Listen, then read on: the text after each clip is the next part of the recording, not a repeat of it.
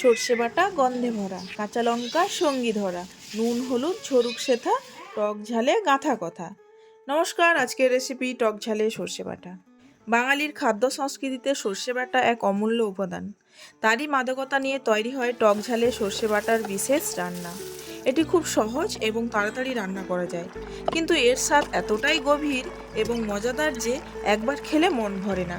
যে কোনো বাঙালি খাবারের সঙ্গে এই টক ঝালে সর্ষে বাটা উপভোগ করা যায়। বিশেষ করে গরম ভাতের সঙ্গে এর স্বাদ যেন আরও দ্বিগুণ হয়ে যায়। টক ঝালে সর্ষে বাটা বানানোর জন্য বাজার থেকে টাটকা বাটা মাছ নিয়ে এসে জল দিয়ে ভালো করে ধুয়ে রাখলাম। মাছের গায়ে যে ছোট ছোট আঁশ লেগে আছে সেটাকে ছুরি দিয়ে ঘষে ঘষে তুলে দিলাম।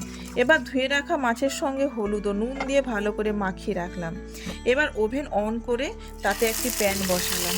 প্যানের মধ্যে পরিমাণ মতো সর্ষের তেল দিয়ে একের পর এক মাছগুলো ভাজতে বসিয়ে দেবো। এক পিঠ লাল লাল করে ভাজা হলেই উল্টে দিয়ে অন্য পিঠটা ভেজে নেব। এখন আমাদের মাছ ভাজা হয়ে গেছে, ওটাকে একটি পাত্রে তুলে রাখবো। এখন 5-6 কোয়া রসুন ও দুটো বড় সাইজের পেঁয়াজ ছাড়িয়ে কুচি কুচি করে কেটে নেব। এবার বড় সাইজের দুটো টমেটো নিয়ে কুচি কুচি করে কেটে নেব। এই রেসিপিতে একটু বেশি টমেটো লাগবে, যেটা বাটার ঝোলটাকে হালকা টকটক স্বাদ এনে দেবে। এখন একটা বড় সাইজের আলু ধুয়ে ছাল ছাড়িয়ে লম্বা লম্বা চারকোনা স্লাইস আকারে কেটে নেব। দুটো কাঁচা লঙ্কাও মাঝ বরাবর চিড়ে নেব। এখন রসুনের কোয়াগুলোকে থেতো করে একটা বাটিতে তুলে রাখবো। 2 চামচ মতো সাদা সর্ষে নিয়ে ভালো করে বেটে তুলে রাখবো।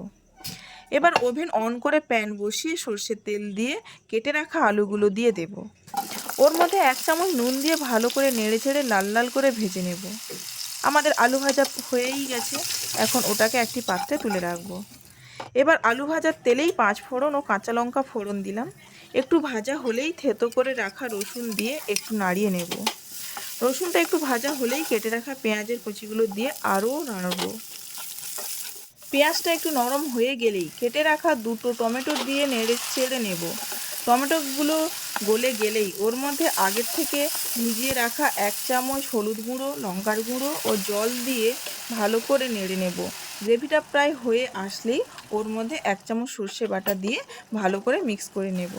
আবারও আধা মিনিট কষিয়ে নিয়ে এবার ভেজে রাখা আলু দিয়ে হালকা আঁচে আরও 1 মিনিট কষিয়ে নেব। এখন উপর থেকে পরিমাণ মতো জল ভালো করে দিয়ে মিশিয়ে 1 মিনিট ফুটিয়ে নেব। এখন ভেজে রাখা মাছগুলো উপর থেকে দিয়ে দেব। ঢাকা দিয়ে 2 মিনিট রান্না করব, যাতে মাছগুলোর মধ্যে ঝোলটা ঢুকে যায়, মাছটা নরম ও জুসি হয়।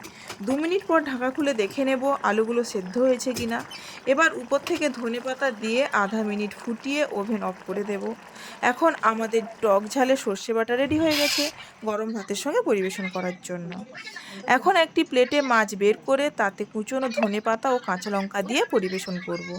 দেখুন মাছটা কতটা নরম ও জুসি হয়েছে, খেতে কিন্তু অসাধারণ হয়েছে। আপনারাও বাড়িতে বানিয়ে দেখুন, খেতে খুব ভালো হবে।